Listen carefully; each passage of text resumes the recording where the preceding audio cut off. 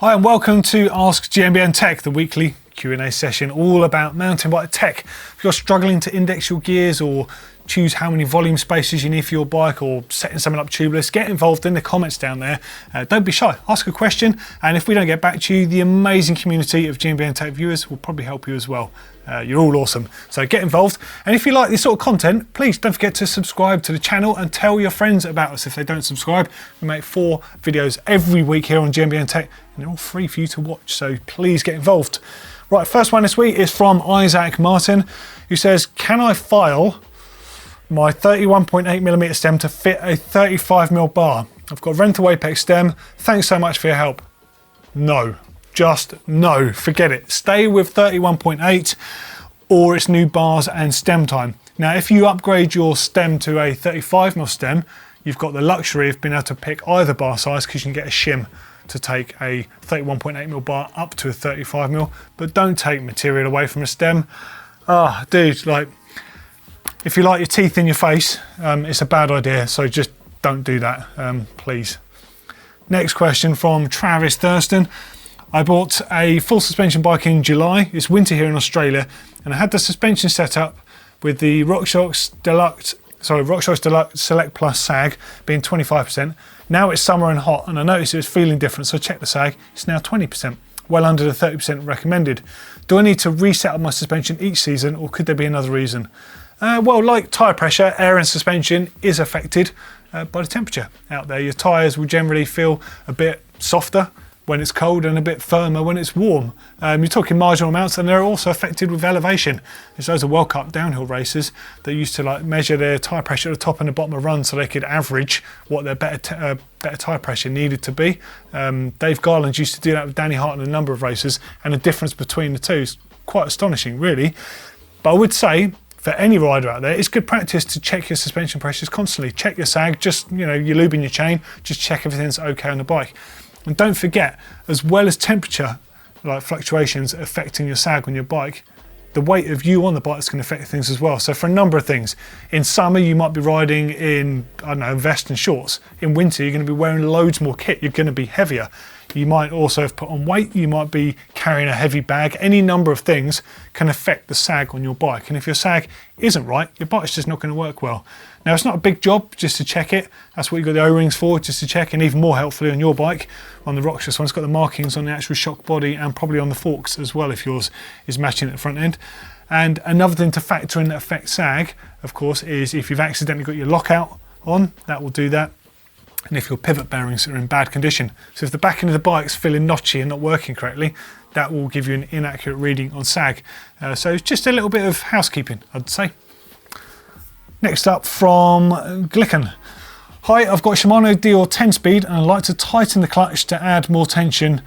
Is having too much friction from the clutch bad, and will it have any consequences in the future?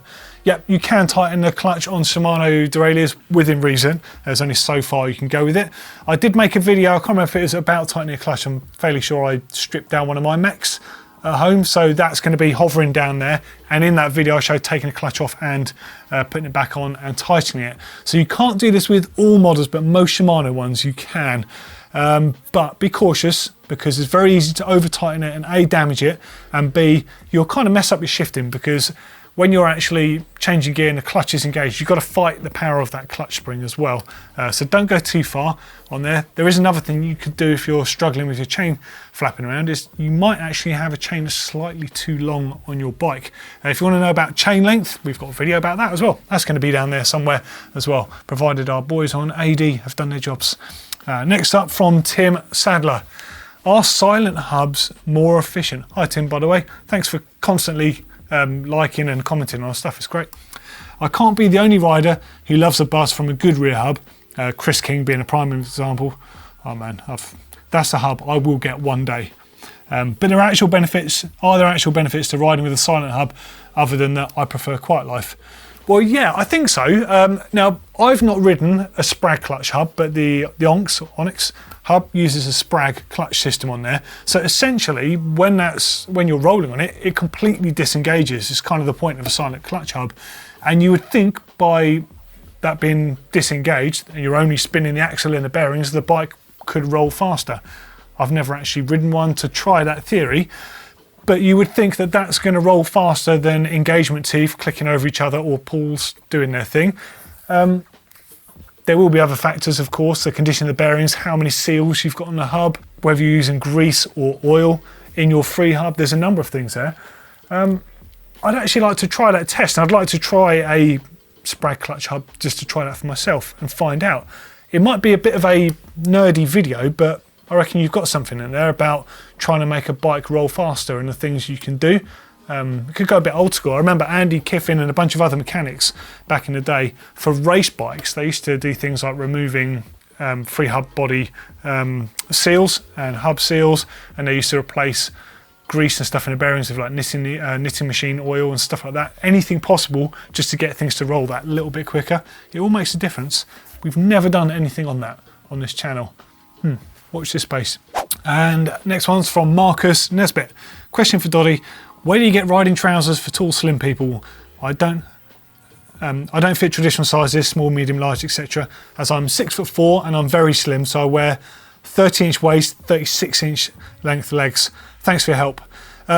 Yeah, it is a problem. Even the longest ones I've found are still kind of like ankle swingers on me. In fact, the longest ones I've got at the moment are actually our own brand ones, GMBN ones, but I've had to go up a waist size to get the length, because if I wear, I'm a 34-inch waist, if I wear the large, which is for a 34, they're like really quite high on me. So I've gone for the XL, a little bit baggier in the body, in the leg itself, but they're nice and long on me, so they kind of work.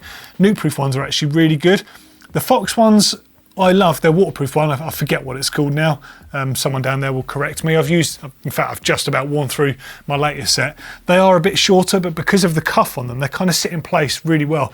And actually the material they're made from really counts. If a waterproof trouser, for example, is made from a non-stretch material, they'll ride up your leg, which is no good, especially if you're tall like us. Yeah, and theirs are really flexible, so actually it stays in place quite well. The Dainese ones are also quite long, one of the longest ones I've tried, but you're exceptionally tall and exceptionally slim, so I can't recommend any more than those, I'm afraid. If anyone can help that's tall and thin, got the same problem with riding trousers, please get involved down there. Another thing you can do to try and sort of decrease the gap between your bottom of your trousers and your shoes is look at mid-height shoes or boots even.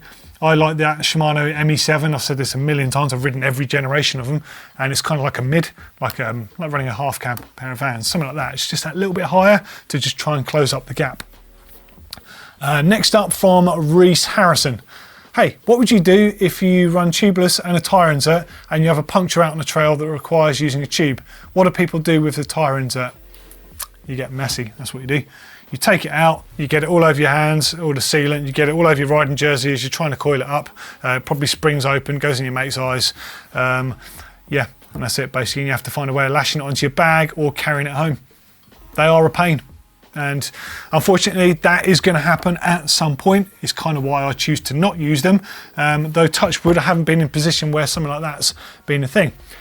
However, one of the whole points of running them, especially the more foamy based ones as opposed to ones like the Cush Core, any of the foamy style ones, they're kind of designed to sort of get you to the bottom of the hill or get you to ride back. I've ridden back to base before on a flat tyre with an insert in. Didn't damage the tyre, didn't damage the rim, and then fitted it for real. But yeah, difficult one. Anyone got any suggestions for what you would do or how you would get around this? I guess the cleanest solution would be to take some nitrile rubber gloves, stick them in your riding pack. It's a good idea to carry them anyway, in case you get dirty fixing stuff. And perhaps a plastic bag, like an old shopping bag, something like that, just to chuck it in. Yeah, any ideas would be good. And the last question this week from Jason Fields. I'm trying to understand how best to take care of my drivetrain. First question would be, how long should I expect a modern 12-speed drivetrain from SRAM or Shimano to last? Second question, every shop I've talked to has slightly different guidance on chain waxing and care. One shop told me the chain and cassette should wear together and you should just replace the entire cassette. Whilst others told me riding with two chains that are waxed and alternated is best practice. Help with rigorous studies or data would be greatly appreciated. Well, I can't unfortunately help you with data in this case. So with response to how long should they last, do you know what? I don't think there is any standard fact out there. due to the fact that mountain bikes are ridden in so many different ways, in so many different places and in different conditions. The torque that you can put through a drivetrain and how abusive you are in the way you change gears will dramatically affect how long it lasts. The way that you maintain it and lubricate it, clean it, use the correct lube on there and how often you do that, that will make a significant difference compared to someone who just runs it until it's almost dead. And of course, the conditions that you ride in. If you ride in bone dry, perfect conditions and you only ever need to use dry lube, your transmission will last significantly longer than us here in the UK, for example, where for probably 2/3 of the UK of the season, it's going to be wet, muddy, gritty, any number of things that essentially makes a grinding pace that's just going to start wearing things out. So I think that's probably why you'll find brands like SRAM and Shimano would never actually say, hey, this is good for 6,000 kilometers or whatever the number is. I don't think they can actually say that because of the fact there's too many variables to affect it. I'm sorry, that's not the most use. I would be really interested to know from anyone though, how long you've managed to make any of those last, any of those configurations at the longest and the least. You know, how fast did someone wear something out? Something fairly modern so we know, like a 2x11 or a 1x12 would be helpful in both brands, Shimano and SRAM, just so we get an eyes on it. And how long you've made it last as well. It'd be really good information to have. And then as for replacing the chain, your cassette, things like that. So the general rule of thumb before 1x12 was that every time your chain was worn out, your cassette would be worn as well, because they're designed to wear at the same sort of rate. However, if you use a chain wear indicator tool and you replace your chain significantly before it gets to the worn marking on that chain wear indicator tool, it might seem counterintuitive because you're getting rid of a chain that still has use on it, but what happens when a chain stretches, the chain physically doesn't stretch, but as the pins bore out the inside of the rollers, the pitch of the chain very slightly changes, so it's known as chain stretch, even though the metal plates don't stretch. The effect of that is that those rollers no longer sit in the trough of the cassette teeth, basically correctly, and they'll start sitting on one side. And that's when you start wearing that cassette. So you want to replace the chain before it gets to the stage where it's actually measuring any sort of change in the pitch, and then your cassette will last longer. And you can make, depending how vigilant you are with that, you can make a cassette last for 3 chains. And of course your chain rings will come into play here as well.